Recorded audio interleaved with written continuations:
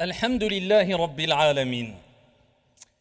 Mes honorables frères et sœurs, parmi les recommandations essentielles à donner à la communauté musulmane, particulièrement à nos jeunes, surtout avec les temps qui courent et le contexte que vous connaissez, que nous vivons, eh bien c'est de ne pas être trop naïf.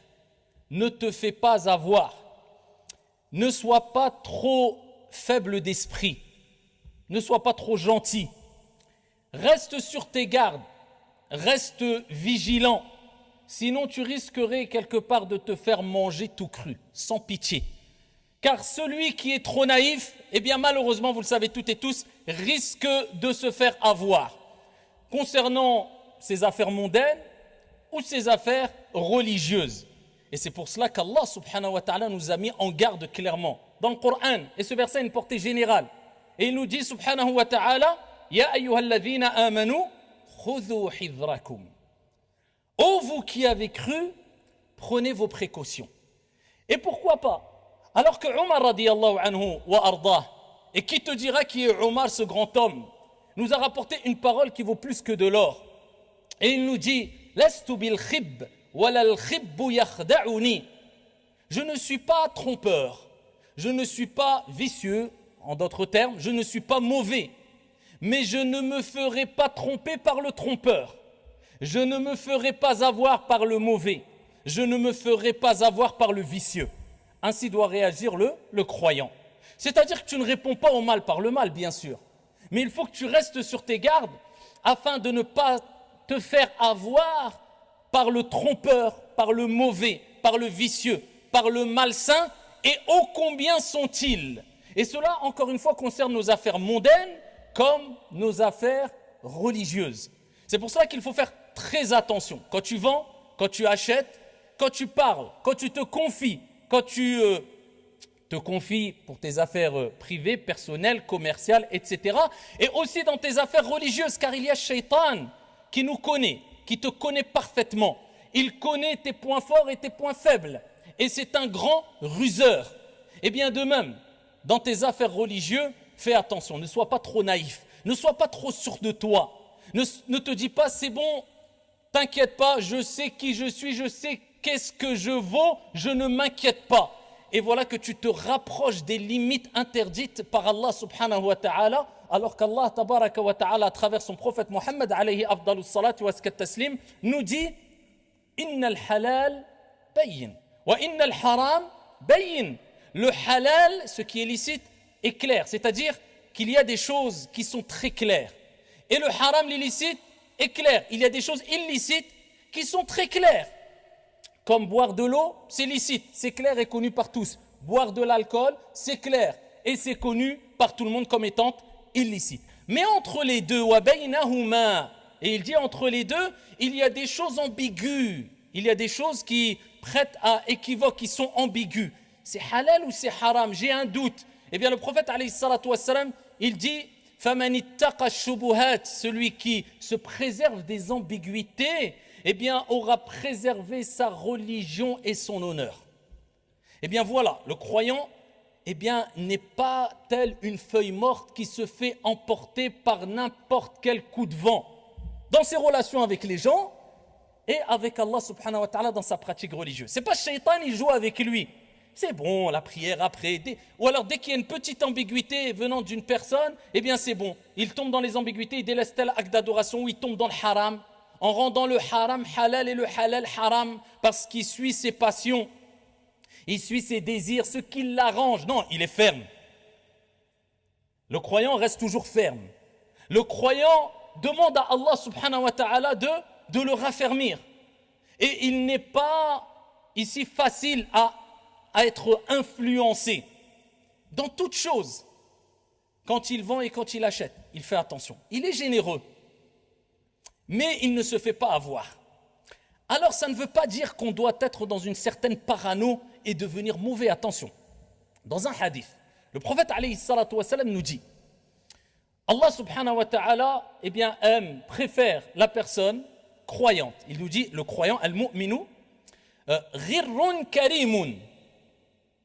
Le croyant, c'est celui qui est... Alors, ghirrun, certains le traduisent par et naïf. Ce n'est pas la bonne traduction. C'est si on veut une certaine naïveté, mais pas une naïveté complète.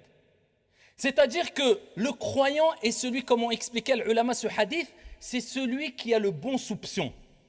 Il n'est pas mauvais. Il n'agit pas comme le trompeur. C'est-à-dire qu'à la base, Miskin, quelquefois, il se fait avoir parce qu'il est tellement gentil, il est tellement bon. Mais vaut mieux être le naïf que celui qui trompe. Donc il dit le croyant, à la base, doit être quelqu'un qui a le bon soupçon. Il est généreux avec les gens. Il n'est pas trop sur ses gardes en voyant le mal partout. Et il est karim, il est généreux. Il donne. Tandis qu'al-fasiq, le prophète alayhi salatu wa sallam nous dit, il dit al-fasiq, le pervers, c'est un trompeur. Il trompe les gens et il est mauvais.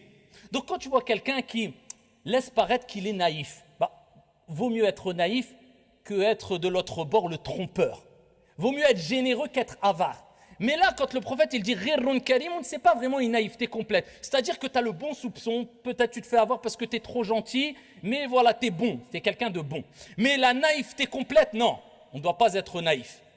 Comme j'ai dit précédemment, dans toute relation, avec les gens, avec autrui. Quand tu te maries, tu ne dois pas être trop naïf parce qu'on a beaucoup de jeunes, ils sont trop gentils, trop bêtes.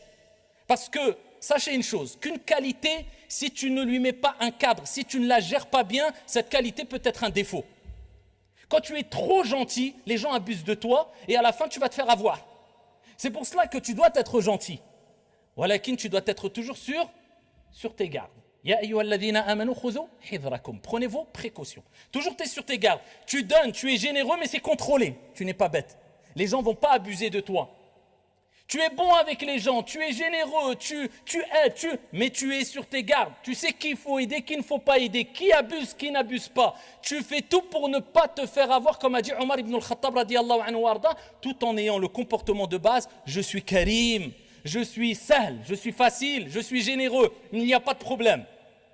Oh, combien de jeunes sont trop gentils, trop bêtes. Parce que quand on est trop gentil sans cadre, on devient bête. Et quand ils, à titre d'exemple, se marient, ils se font avoir.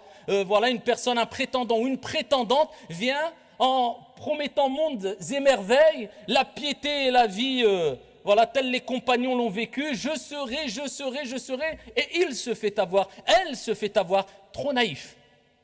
Là, on a baissé la garde. On n'est plus dans la précaution, on n'est plus dans la vigilance. Et on s'est écarté de ce qu'Allah nous a dit, le prophète alayhi salatu wassalam. Est-ce que le prophète t'a dit, eh bien si quelqu'un te promet mondes et merveilles, marie-toi les yeux fermés? Ou le prophète alayhi salatu wassalam nous a dit, ya ayyuhalladhina amanu. Afwan, le prophète alayhi salatu wassalam nous a dit, idha ataakum man tardawna dinahu wa khuluqahu fazawwiju. C'est celui qui vient au moment présent, avec le comportement et la religion, mariez-le. Il n'a pas dit celui qui te promet d'être bien, celle qui te promet d'être bien par la suite. Après, tu te fais avoir. Dans les relations comme cela, beaucoup se font avoir. Ou alors des sœurs qui se font avoir par des loups à l'apparence d'agneaux qui leur promettent encore mondes et merveilles avant même le mariage. Et au lieu de respecter les règles, ils passent par des voies illicites et la sœur se fait avoir. Et cette personne peut être même un religieux, même une personne qui prêche, même peu importe, personne n'est à l'abri. Pourquoi? Parce qu'elle a été trop naïve. Et pareil, dans l'éducation. L'islam t'appelle toujours dans toute chose. Ne sois pas trop naïf, reste vigilant et sur tes gardes. Oh, combien de parents sont trop négligents. Oh, combien de parents se font avoir, se font berner. Excusez-moi du terme, c'est dur, mais c'est une réalité. Je ne généralise pas, mais ils sont trop bêtes. Ils sont trop naïfs. Oui, mais Mskin, laisse-le avec les réseaux. Mais il est encore petit. De toute manière, il va aller voir les réseaux. Il va rencontrer tout ça. Donc, vaut mieux le laisser s'habituer. Eh bien, comme je dis, tant que tu y es, donne-lui un verre d'alcool et dis-lui, tiens, je le fais goûter, comme ça, il va être dégoûté, après, il ne boira plus. Mais s'il aime l'alcool, comment tu fais? Tu le pousses à la tentation. On a entendu il y a quelque temps un homme politique, je n'aime pas parler de politique, mais qui a proposé une loi qui dirait qu'il est interdit aux enfants d'utiliser les téléphones portables avant 11 ans, je crois, et les réseaux avant 15 ans. Mais s'ils le disent, alors nous, en tant que musulmans, eh bien, qu'est-ce qu'on doit dire quand on sait tout le mal qui se passe dans certains réseaux sociaux et toi, tu laisses tes enfants être éduqués par les réseaux et ensuite, il te reste que les yeux pour pleurer parce que tu as habitué tes enfants au réseau TikTok et compagnie alors qu'ils n'avaient que 10 ans, 11 ans, 12 ans, je ne sais quoi. Qu'est-ce que ça lui a apporté? Parce que tu as été trop naïf.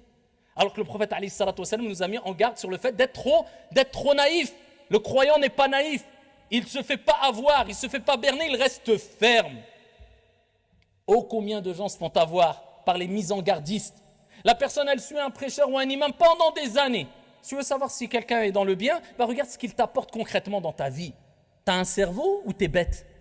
Si tu vois qu'au bout de 10 ans, tu écoutes une personne, au bout de 2 ans, 5 ans, et ton comportement s'est amélioré. Ta relation avec Allah s'est améliorée. Ta relation avec tes parents s'est améliorée. Ta relation avec les gens s'est améliorée. Tu as appris, tu as connu des choses que tu ne connaissais pas. Ton comportement de manière générale, même avec ton Seigneur, s'est amélioré.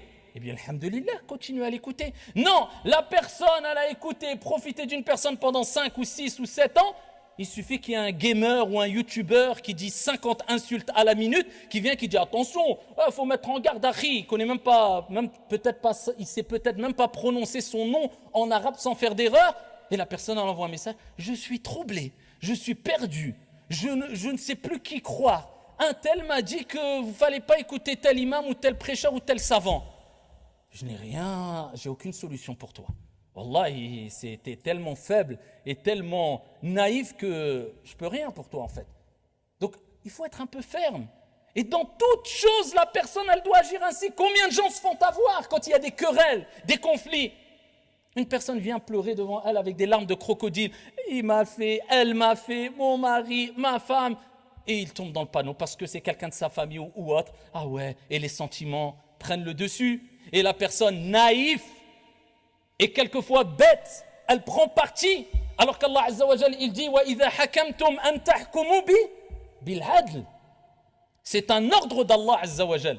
Et lorsque vous jugez, vous devez juger avec équité. Et personne ne peut se prétendre être une personne qui peut intervenir lors des conflits seulement si il y a un intérêt qu'il rentre dans ce conflit, premièrement. Deuxièmement, s'il a les bagages religieux, je dis bien, pour pouvoir intervenir. Sinon, reste tranquille. Man kana yu'minu billahi wal yawmil akhir falyaqul khayran aw liyasmut. Que celui qui croit en Allah et au jour dernier, qu'il dise de bien ou qu'il se taise, cela est préférable pour toi. Et des gens prennent parti parce que c'est des gens faibles, c'est des gens qui ne sont pas fermes, donc c'est des gens naïfs. Vous voyez les dégâts de la naïveté? Et voilà combien de personnes se vont avoir de jour comme de nuit. Et c'est pour cela que nous disons et nous répétons, prenez vos précautions. Ne soyez pas naïfs. L'islam n'a jamais appelé à la naïveté, mais l'islam a toujours appelé à la fermeté, à la responsabilité, à la clairvoyance, par crainte de se faire avoir et par crainte de regretter amèrement, mais malheureusement, il sera trop tard.